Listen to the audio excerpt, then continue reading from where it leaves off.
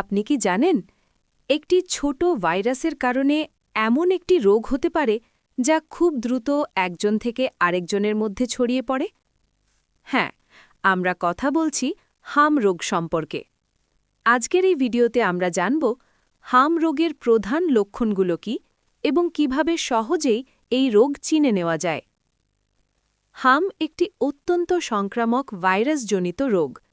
এই রোগটি সাধারণত শিশুদের মধ্যে বেশি দেখা যায়, তবে বড়দেরও হতে পারে।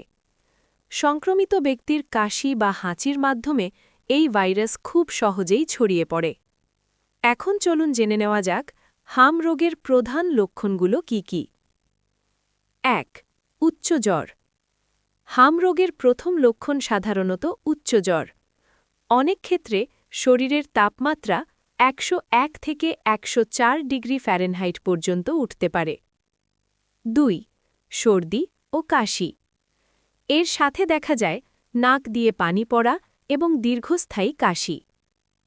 ৩. চোখ লাল হয়ে যাওয়া। অনেক সময় হাম রোগে চোখ লাল হয়ে যায়।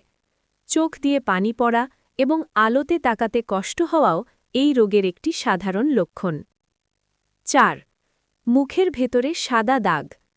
হাম রোগের একটি গুরুত্বপূর্ণ লক্ষণ হল মুখের ভেতরে ছোট ছোট সাদা দাগ দেখা যাওয়া। এই দাগগুলো সাধারণত গালের ভেতরের দিকে দেখা যায়।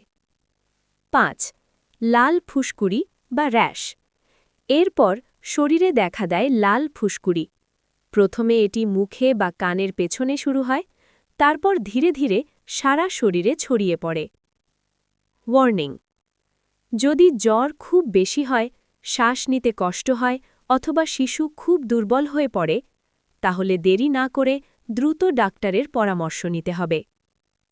সঠিক সচেতনতা এবং সময়মতো চিকিৎসা হাম রোগের ঝুঁকি অনেকটাই কমাতে পারে। ভিডিওটি যদি আপনার উপকারে আসে তাহলে অবশ্যই লাইক দিন, শেয়ার করুন, আর এমন গুরুত্বপূর্ণ স্বাস্থ্য তথ্য জানতে আমাদের চ্যানেলটি সাবস্ক্রাইব করতে ভুলবেন না।